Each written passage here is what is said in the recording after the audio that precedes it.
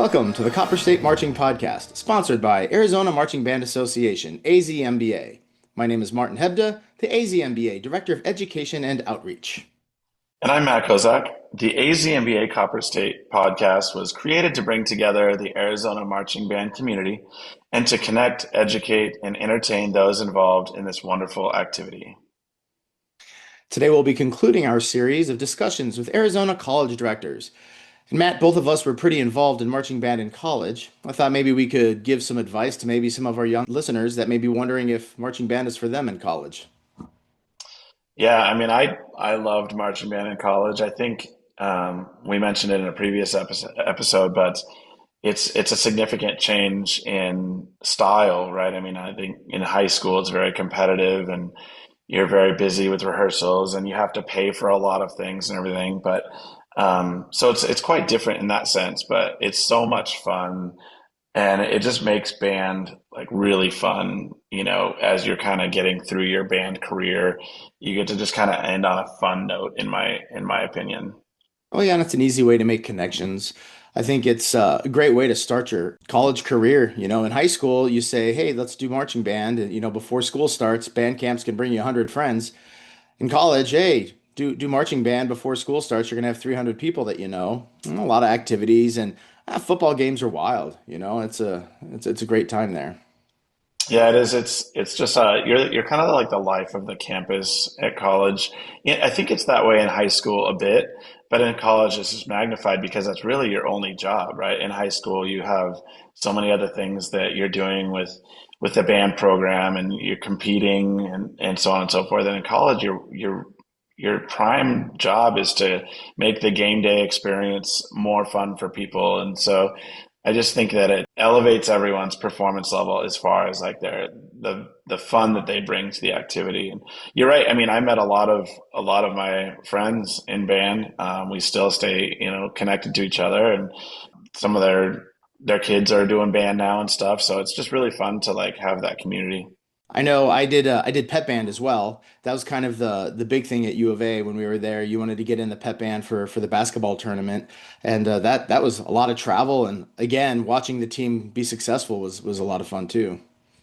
Yeah, pep band was the best. I think in some colleges it's maybe not as competitive. I'm guessing to get into the pep band, but I know U of A, like you were saying, their basketball team is just always so good that everybody wants to be in the pep band. So if you're going to college and you're in the marching band, there's also the opportunity to do those pep bands, and you play for volleyball games, and you play for men's basketball games and women's basketball games, and we even did gigs for the softball team at times or the soccer team at times, and sometimes you have like big donors that like community donors that you go and play an event for them, and it's just really it's really fun to just get to travel around and do all the really great things with the pep band, and it's all paid for. The university pays for your travel to these tournaments, and they give you money for food, and it's you kind of feel like a rock star. I feel like in a lot of ways.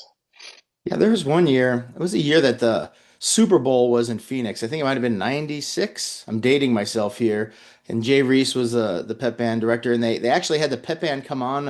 It's like Good Morning America or something, where we did a basketball game, and then we rehearsed what we were going to do for Good Morning America, and then we drove up to Phoenix and did the shoot, and then came back, and then went to school the next day. It was kind of wild, kind of fun things.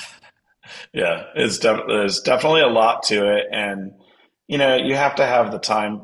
You have to have the time to make it work. And I do understand. There's some students that go to college and they're like, they really want to start focusing on career aspirations and things like that. And maybe they choose that it's not for them at that time. But I would say if you've got the time and you can fit it into your schedule, it is absolutely worth getting involved and, supporting your musical endeavors and just continuing on playing. If it's not marching band, it's not pep band, find a campus band, and playing the campus band and play a different instrument. There's so many opportunities that you don't really think of, but there's lots of ways to just keep playing your instruments. Another thing that I often tell my students is you spend less time in the classroom in college than you do in high school. In high school, it's Monday through Friday, 8 to 3, and in college, it's like 12, 15 hours a week. So you actually have more time than you think you may going in. Yeah, absolutely. So, as we finish our conversation here, we're going to bring on Jim Hudson. But before we do, let's give a shout out to all of our sponsors. AZMBA would like to thank our sponsors: Arizona Cardinals Football Club, The Band Shop, Bravgo Media, Encore Gifts, Forte Athletics, Instrumental Music Center, Mac Pack, Milano's Music, Music Celebrations International, Music for All, Pieces of Flair, Scoreboard Fundraising, Show Dots, Tide Dry Cleaners, and Yamaha. Thank you for supporting AZMBA. We welcome Jim Hudson, ASU Director of Athletic Bands, to the podcast. Hud, it is so good to see you. And I'm guessing you're probably tired. You just returned from a big tournament trip. Well, thanks there, Martin. Great to be here. I've been on the road 2 weeks actually. Last week we were in Kansas City for the women's tournament, won our first two games, and then lost to the eventual conference champ, West Virginia there in our third game. And then this week I was in Kansas City again. Won our first game for the men's tournament, won our first game with Baylor, and then lost to Iowa State yesterday, and came back last night. So we hit town about midnight last night. So it was kind of a whirlwind of a day, busy day for sure, but fun trips for our students. Glad they got to go and represent, and that's kind of why we do what we do. It's a lot of upperclassmen. That was probably their last trip with us. So, happy and sad all at the same time there. But Hmm. Tell us a bit about the trip. Like, you fly in, you probably flew in what on Monday, or so what was it, Sunday, or when did you get there? And uh, then what did you do the first couple, the first day that you were there, that kind of thing? well, the men's tournament, we flew in Monday. We took a late flight in, got in around 1 in the morning, went to our hotel, and then we were the first game out of the chute on Tuesday morning at 11:30. So, it was sleep fast, get on the bus, and head to T-Mobile.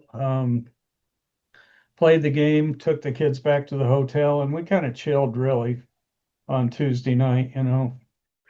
And then we went yesterday morning, we went back to T-Mobile. So this trip was kind of a whirlwind hotel stay kind of thing.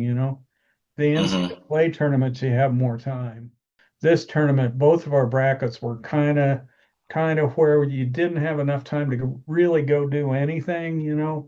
Um, but we've taken the band to like the World War One Museum in Kansas City, or um, take them downtown to the original Arthur Bryant's, just stuff like that, just to give the kids a chance to see something different. How And that many? was always like one of my favorite parts of the trip is just like, seeing new things and going seeing new sites and I bet a bunch of your kids, these Arizona kids, that like a lot of them, it's probably the first time they've been away and seen some of these kinds of things, right?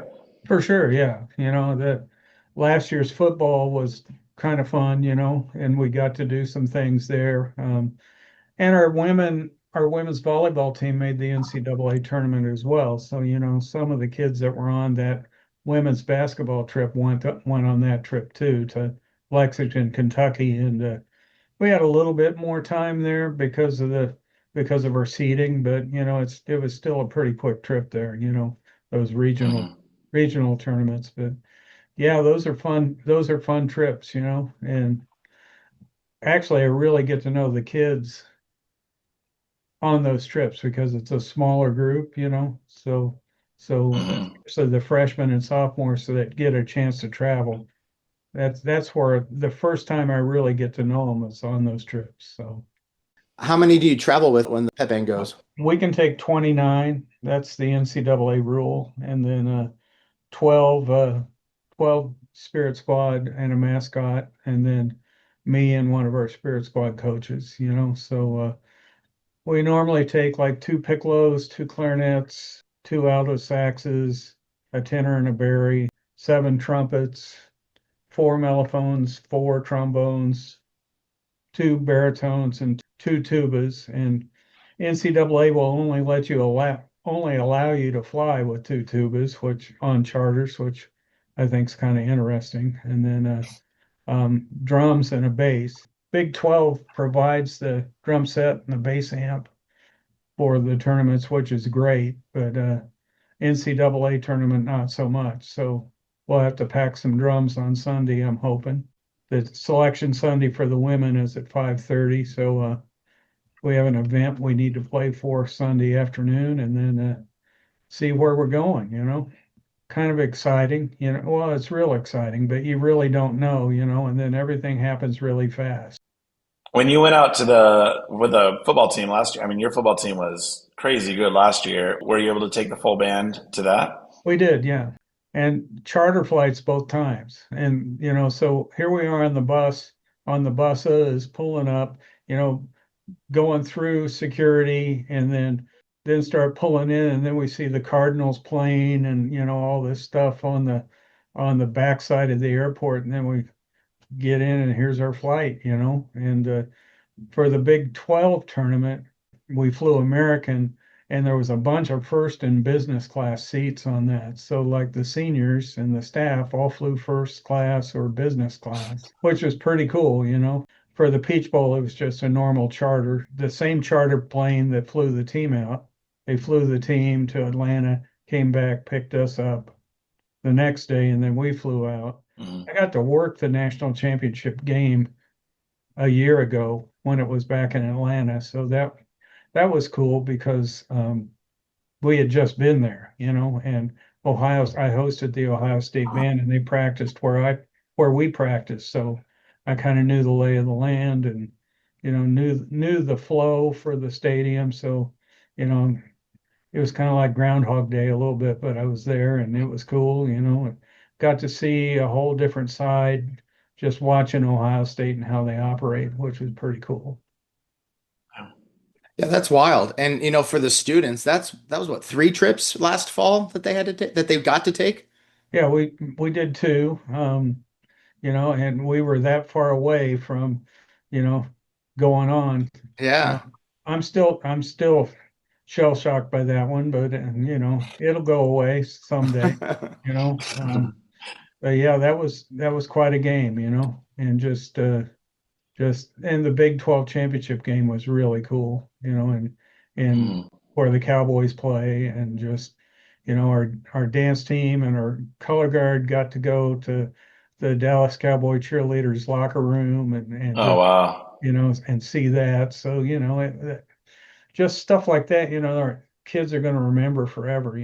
We talk a lot about how your band friends are going to be some of your college band friends are going to be some of your friends for the rest of your life, and I talk to some of my college buddies, monthly. I think, one of them teaches still at North Carolina, and just checking in, see how we're doing. It's kind of a tight little fraternity that we have, That's the part that's important to me, I think, just developing that family atmosphere, just like I think we all try to do that, right? And make what we do memorable for our students. And it's not about, I talk about it's not about the notes and it's not about the drill, because you might remember a few of those, but it's about the friends that you make and the lessons that we teach, be on time, follow directions, do your Monday homework on Monday, do your Tuesday homework on Tuesday, stay ahead of the game,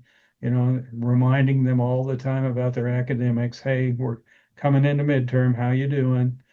And when I Mhm. see a kid holding their head down, I'm like, okay, where you at? What can we do? So, Yeah. just try to make them successful. Yeah, we've been talking about that and a lot with these, with the college band directors. It's just about the experience and all the things that you're going to be, all the fun that you're going to be having. And the travel is so important. You started to mention just a little bit about your collegiate friends and stuff. Can you take us back? Tell us a little bit about your history. Like where did you grow up? Where did you go to college? Some of the things Sure. that you've learned along the way. Well, I grew up in Bloomfield, Iowa. It's a little town in southeast Iowa, about 2,500 people on a good day. I think my high school graduation class was a little over 100.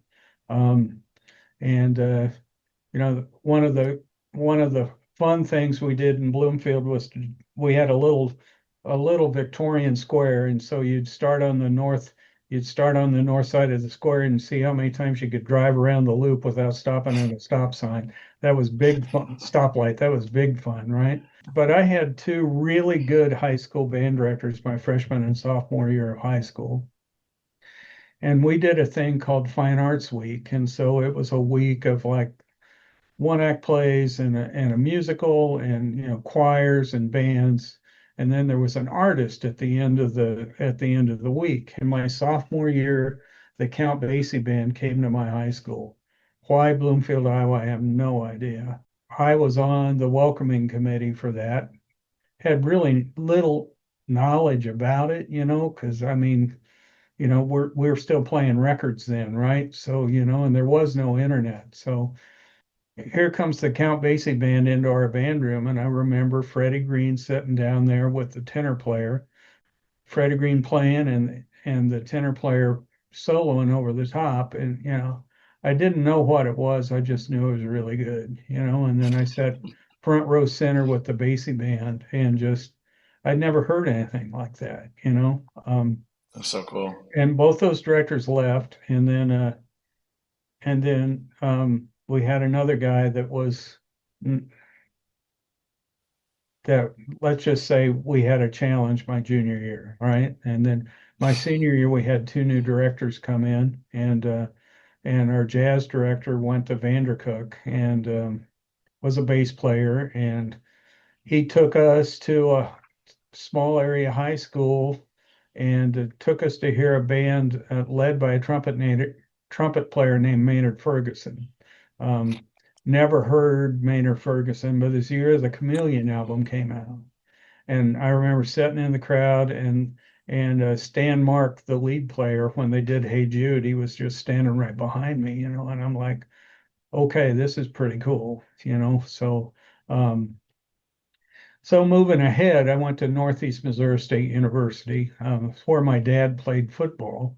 My dad was a little All-American tight end for a football coach named Don Farrow, who ended up going to University of Missouri. Their stadium, Farrow Stadium, is named after him. I was either going to be a history teacher and football coach or a band director. And I mean, I'm like, okay, I'm not going to be a football coach probably. So I decided to go into music. I didn't know what I was doing. I mean, I never had music theory.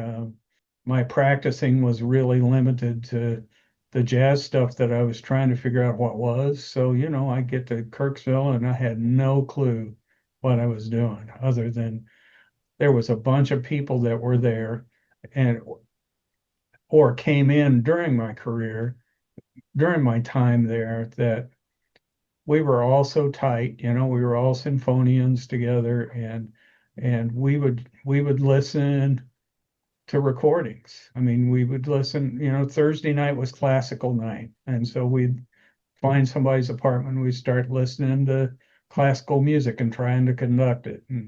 And our party albums was like Basie Live at Montreux and Louis Bellson Explosion and Miles Davis Kind of Blue. And even to this day, some of those recordings, I can still sing the solos off those recordings because that's kind of what we did. And Mhm. one of our one of my friends, good friend, teaches at University of North Carolina.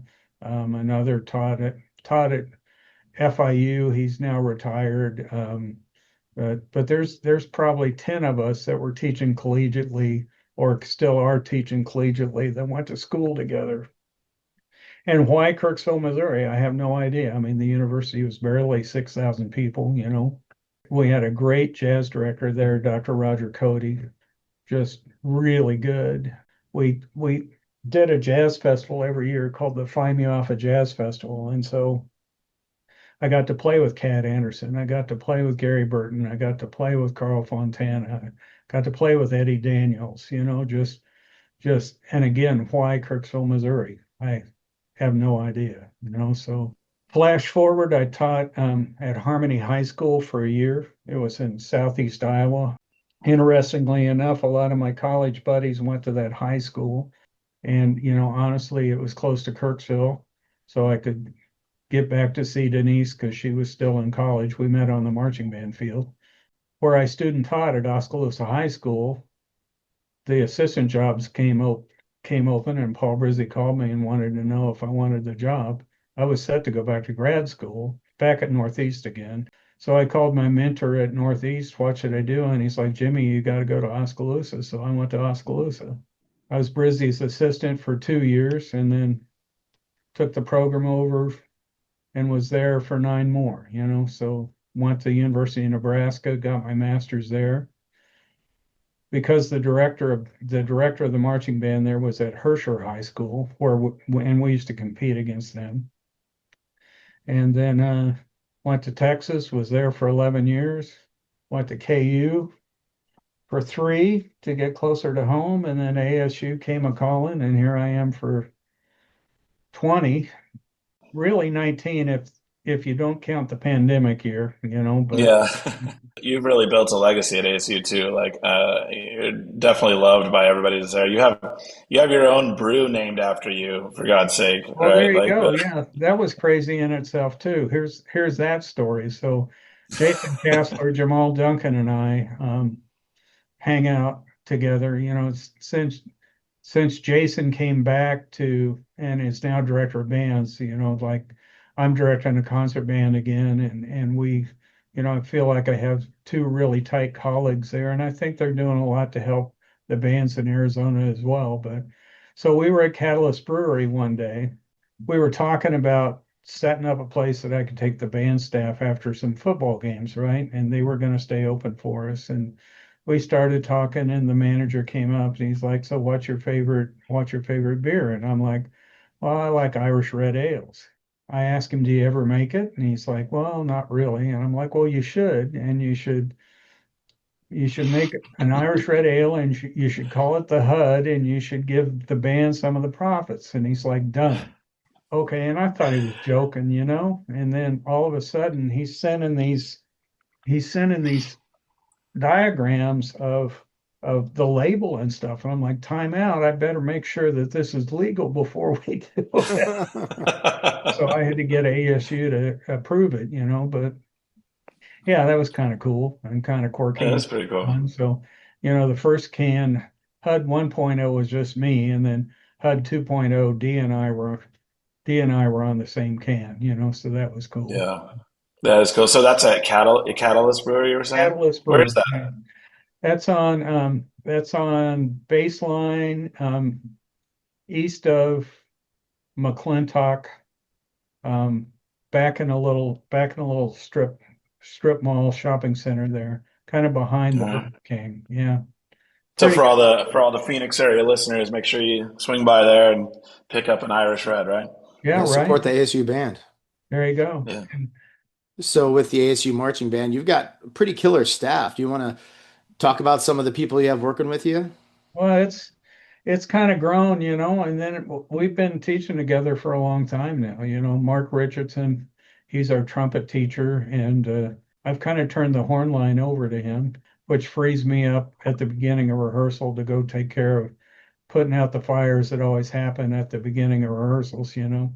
Robert Peterson is our trombone tech. Mitch Goodman from the tuba studio has been teaching tuba for us. Annalise Gonzalez teaches our piccolos. Bonson Lee does our saxophones. Caitlin Papard used to do our clarinets. We had a graduate student take that over because Caitlin got a new job. Roberto Paz has been our drum caption head for many years now. Both John McLean and Miles Kenobi and Dustin Roa came back on our staff this year. He's kind of the ghost whisperer of front ensembles, I think. Joe Howard teaches our cymbals. Brandy DeBose and my wife on color guard, and then a parade of guard people. Between fall and winter time. So and having Phoenix, I think, is cool. I think that that has developed our guard program into something that people want to do if they want to continue in the winter activity, you know. So Yeah, and I heard ASU is stepping up and supporting Phoenix a lot more this year. true, yeah, Is that true. something? Yeah, Yeah, the athletic that's awesome. department, the athletic department did that. And our dance team going to nationals. So, honestly, that was a nice surprise. The support of our athletic department has been huge since Graham Rossini came, and then, and Lisa Young, who's another athletic administrator.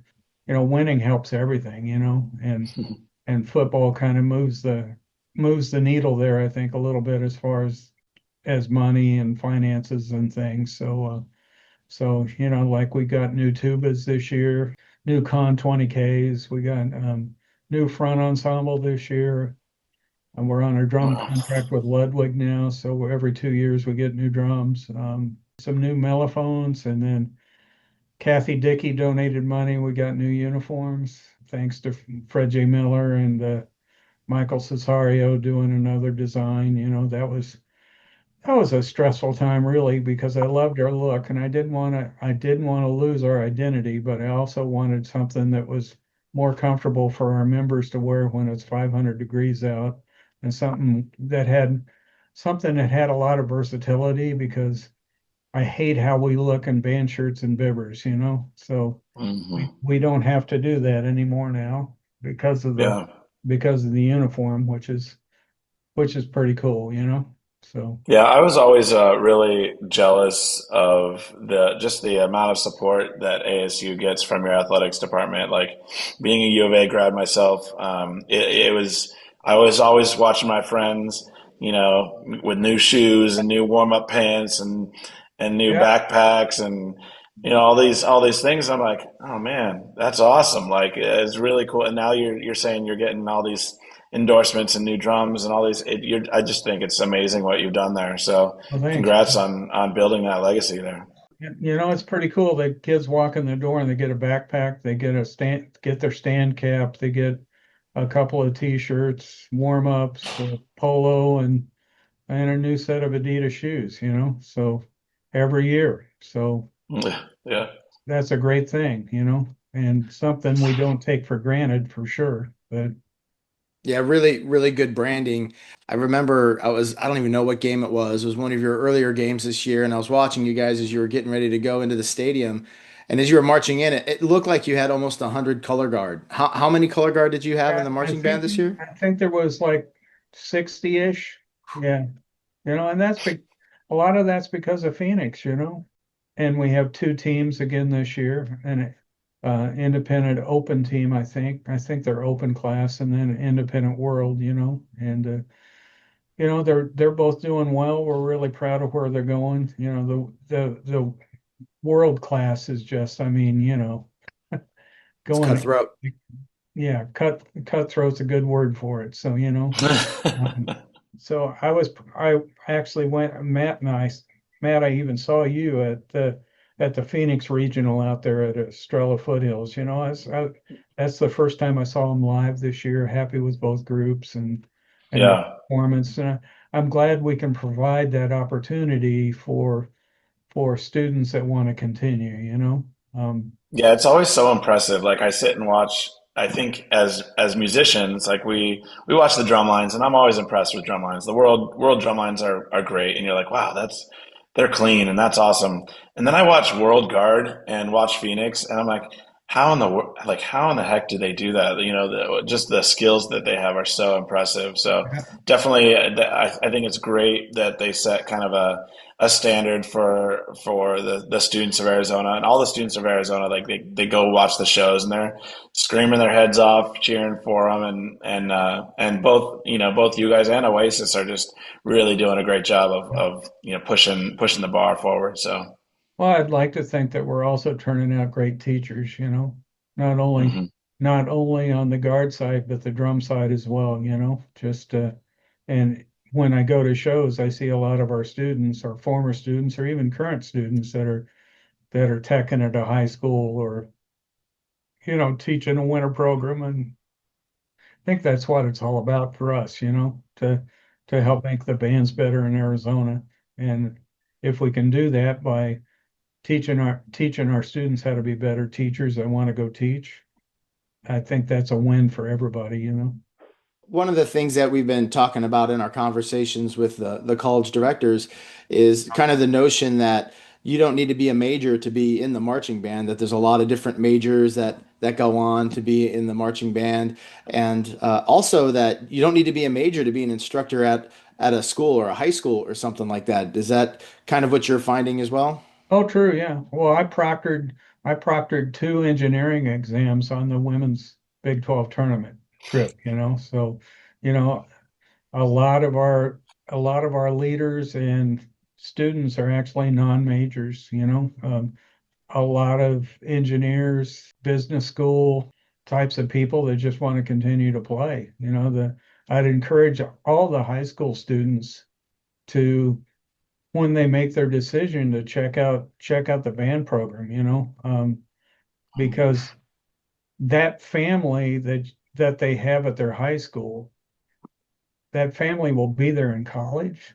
It's just different because we're not in the same building. Does that make any sense? So Mhm. like SDMB, we see each other 3 days a week for 2 hours a day. I think the students that succeed academically are the students that find their niche somewhere, you know, and Mhm. for the students that have been in all your programs that have worked really hard to get to the level they're at.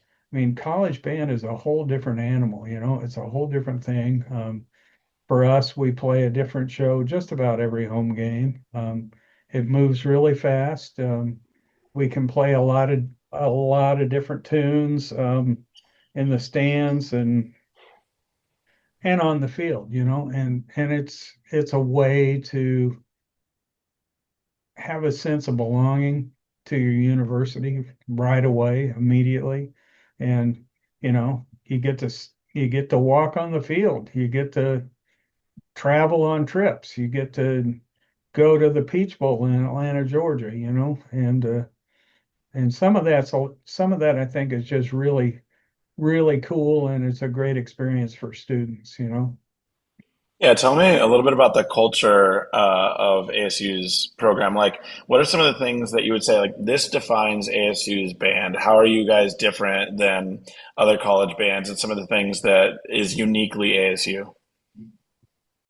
Well, I think our visual unit's number one. I think our color guard program and then our dance team sets us apart from a lot of college groups. We have so many different things that we can do visually, you know, with our weapons line, with our dance line, and we can incorporate that together a lot. We try to do that a lot too. Um, we have a lot of variety there. I'd like to think our marching percussion program sets us apart a little bit. They play really well. And then having Dustin come back and getting our front ensemble rolling again after the pandemic. I mean, they were really smoking this year. And then, as far as our identity, I'd like to think people think we play great, and that we are a family. We are a tight-knit group.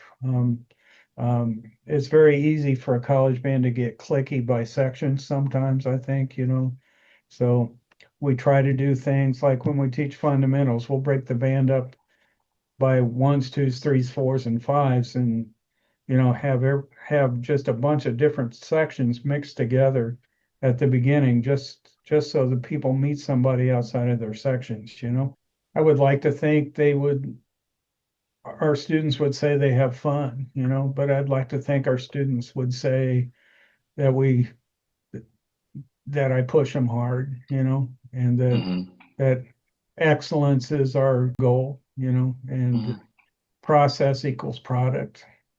Hmm. Do you have any fun traditions the students partake in? Well, the piccolos, we call them perfect piccolos. If we would do like a shoe shining inspection, you go around the piccolo section and it's perfect. I mean, their shoes are perfect. Even before the pandemic, it was that way. I mean, if you wanted to see a model of a cool hang section. It's our piccolo section.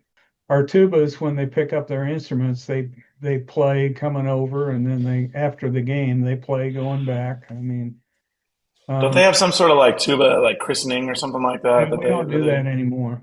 But yeah, that was when I first got here, so that's uh, kind of gone away now. 20 years of being at ASU, there's probably been a lot of changes.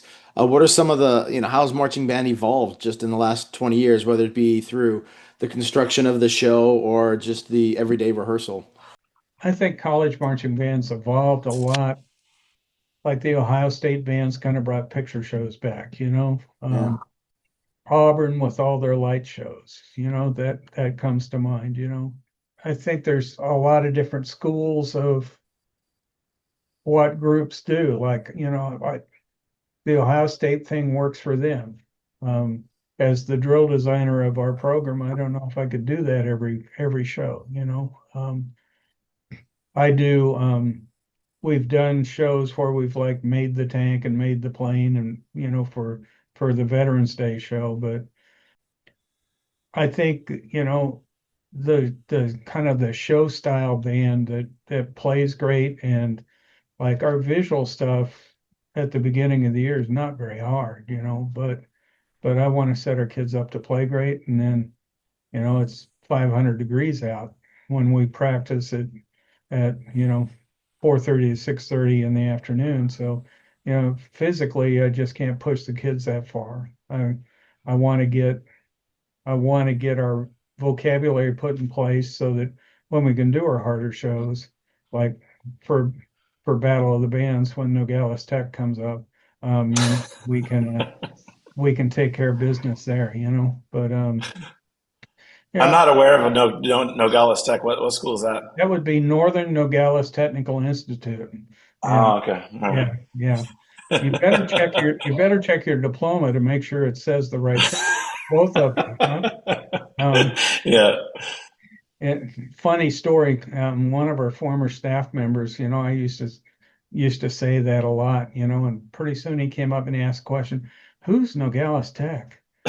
Darn me, You actually thought there was one, right? Yeah. yeah, yeah. That's So funny. That's funny. kind of Now, funny. you guys practice in the bubble, right? Sometimes, but That's but not okay. it can be really humid in there, and Mm, man, it gives you a false sense of where you're at. I mean, it's just from a sound quality standpoint, it's really boomy, and the sound yeah. is bouncing back at you. So, then you go outdoors and it's like, oh, we got a problem here. Yeah. So, and then we just got to get acclimated for those first games. So we'll be outdoors a lot. But And for those who are tuning in, we found, Jim, we've got listeners in other states now, which is kind of cool. But yep, when we're talking about the bubble, it's just this indoor facility that ASU has built for what it's like athletics and band and everybody just to get out of the sun because it's pretty hot here in the summer, right? So yep, it's great. Um, but again, it's kind of deceiving as far as sound quality. But like, yeah, for sure. So game day is kind of an electric day and a lot of playing. What does a typical game day for ASU look like for the members of the yeah, marching? depending on when kickoff is. If it's a normal night kickoff, we'll do 9 to 11 a.m. Walk through either in the bubble or our outdoor practice field.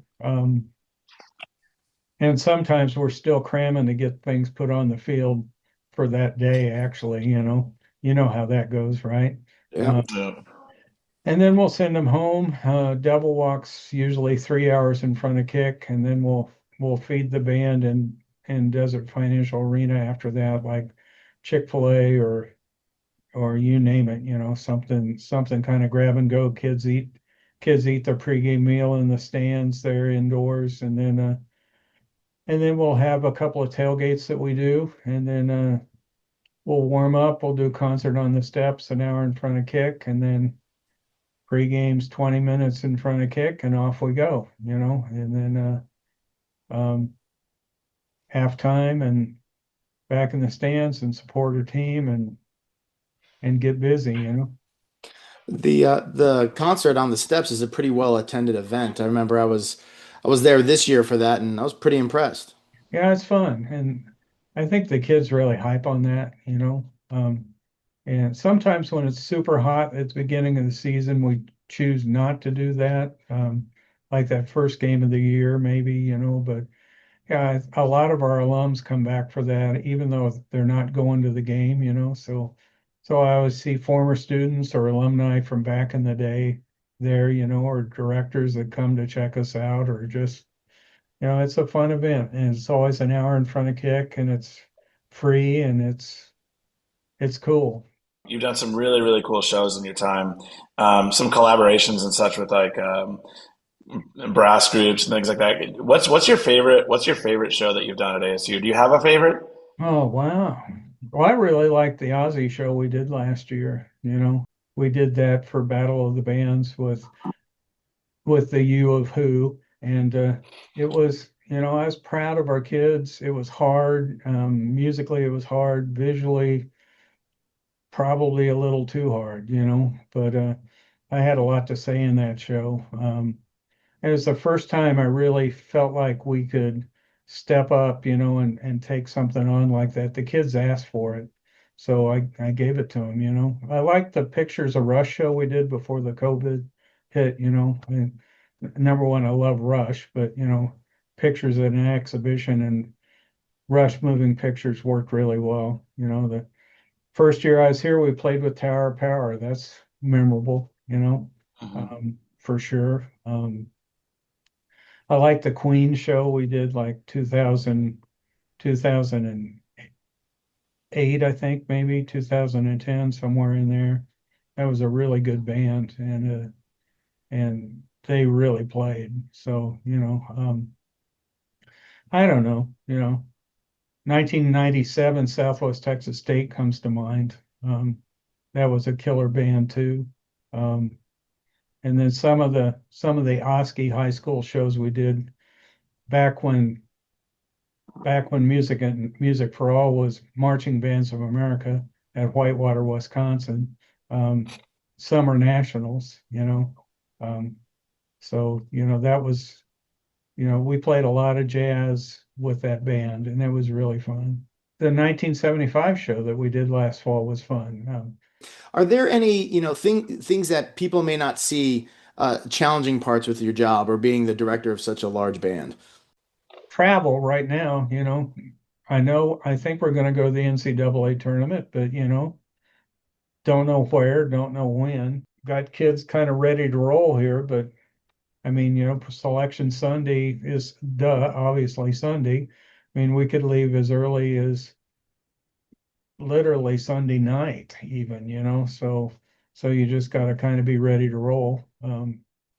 Making sure that you're connected and you have your thumbs on the pulse of the program, um, Mm. and your thumbs on the pulse of what's going on around you, because sometimes sometimes I think we all work in buildings where there's just a bunch of silos and everybody's in their own silo. Does that make any sense? But the Mhm. silos don't talk to each other, and then you get surprised sometimes, by last minute requests or things like that. So, just communicating, that my athletic administrator is great with that now. He's new to me this year. He's been here for a while, but I worked with him at KU, so we've got like a relationship already established, and he's always out in front of things for me, which is really cool, because it helps us be prepared a little bit better so that it's not such a panic mode thing, and I get it. Sometimes there are last minute requests,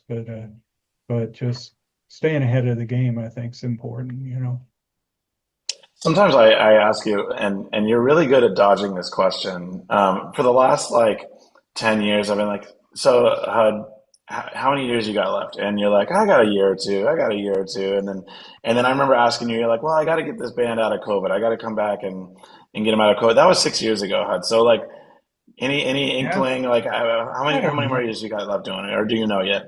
I don't know. It's I s- Like I no, said, you're good at dodging this question. I still love the writing.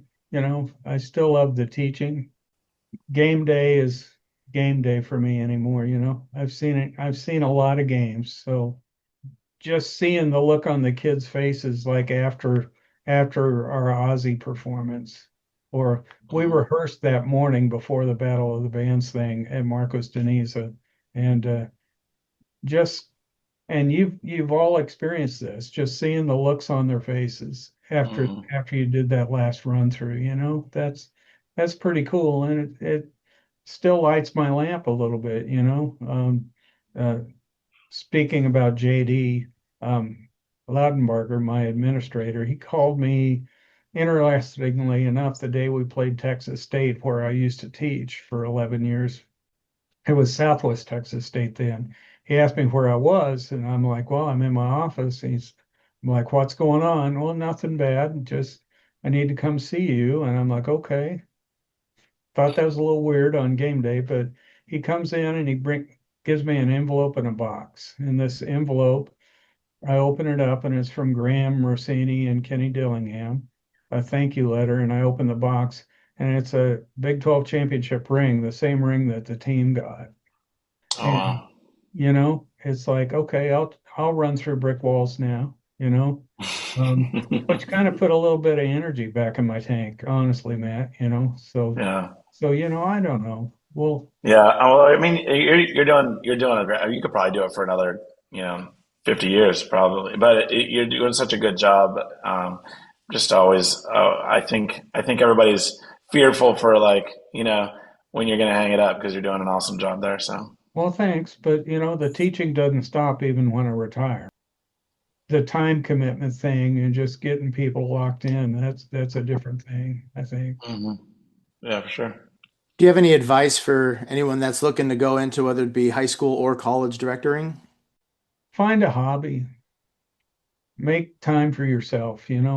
Um, it because it can eat you up, if you don't. One of the hardest things I had to do when I left Oskaloosa was pack up my model trains. I always thought I'd have a place again to rebuild my model trains. They're still in a storage unit, but we don't have basements in Arizona, so much for that. I'm looking for a train club. There's one in Gilbert. I need to go check it out. But got a passion for golf. It's a struggle sometimes. I'm playing pretty good again now. I'm making more time for myself, just getting out and hitting balls and practicing and just um, it's therapeutic. Hmm. And listening to music, but not just what you're working on. I mean, and listening from anything from Brahms to the Basie band to Rush. It's just a wide variety of music. And then this time of year, it's just figuring out what we're going to play again, for next year. But you got to make time for yourself, I think, and your family. Hmm.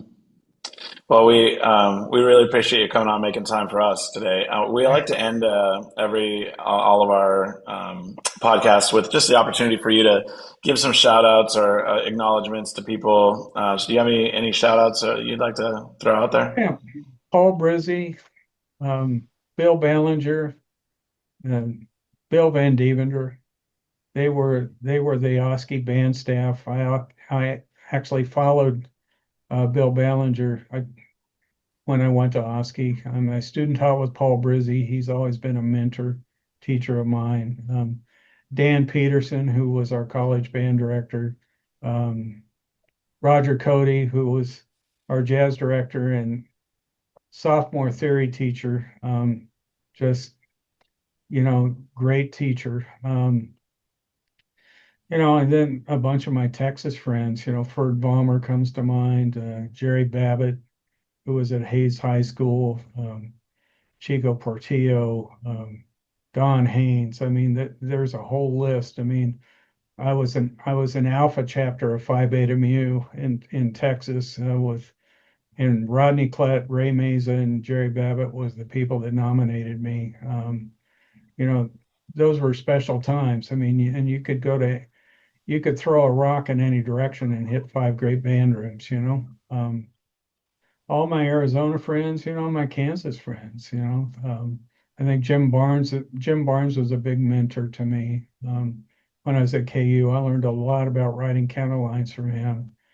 And Bob Foster, the director of bands, the former director of bands there. And then I think he's still always teaching us Sam Palafian. I mean, when I came and interviewed at ASU, I met with Sam. I was supposed to meet with the faculty, and Sam showed up, and we talked for an hour. And I honestly think one of the reasons I came was Sam wanted to be on our marching band staff. So get this, my first horn line staff was Sam Palafian and Pat Sheridan. How was that? Awesome. That's pretty cool. You know, Playing Tower of Power. and that was crazy, Yeah. man. And so funny final story here. Clark Rigsby and Sam called me and said, "You want to go to the sound check?" Because they were playing at the Mesa Arts Center, maybe a couple weeks out of before our show. And I've been working with their arranger, Dave Eskridge, to put the program together. And I'm like, well, sure. So Aaron and I meet Sam and Clark. We go to that Mexican place down next to uh, next to Milano's Music. I can't remember the name of that place, but we ate there and then we went into sound check. And here's Garibaldi and all the guys on stage checking mics and doing sound, and we sat down and Emilio comes on as James Hudson from Arizona State in the house. And I'm like, yeah. And Clark says, stand up. So I stood up and waved, and they said, let's play the ASU set. And so they played the set that we were going to do with them in 2 weeks.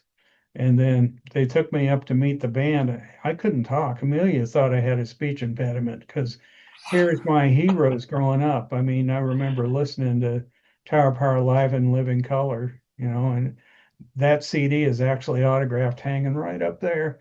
Um, and then 2 weeks later, here we are, and we're doing our last rehearsal, and the band walks in, and David Garibaldi walks to our drum line, and it's just like, okay, this is really going to happen. And we do the rehearsal, and Amelia wanted to know, how's this going to work? What do we need to do? And I'm like, well, you need to give our band a soul vaccination first. And he's like, well, we can do that. So they pull the staging out. I put the band out in front of Tower Power. We're standing on stage in front of Tower Power, and they play like a mini concert for us so that the kids can hear what it's supposed to sound like, and then we played that concert. It was crazy, man. That's cool. And then that's a real special memory, So Hmm. tell your students and make sure they make time for music because they'll miss it if they don't have it. And you can make time for what you want in college, but too many people choose to not get involved, and those people don't have a great college experience, I don't think, Hmm. so and whatever their niche is, they need to find it, whether it's dancing or being on the cheer squad or you know being a part of the engineering club. They need to find something other than just going to class and going to their dorm room. Otherwise, they're not going to get the full value of what they could get. That's great advice. Well, Yep. thank you for coming on. We Right on. appreciate having you here. I hope you have a great tournament trip. I hope that works out well. Well, I hope we get in. Right now, we're supposed to go to College Park, Maryland, so All right. that would be fun. Take the kids to DC. There you go. Okay. Nice. Yeah. Have Thank fun Well, in you. thanks, Miami. Jim. We, we, Yep. we, we appreciate you coming on, Jim. Yep. Take care, guys. See you later.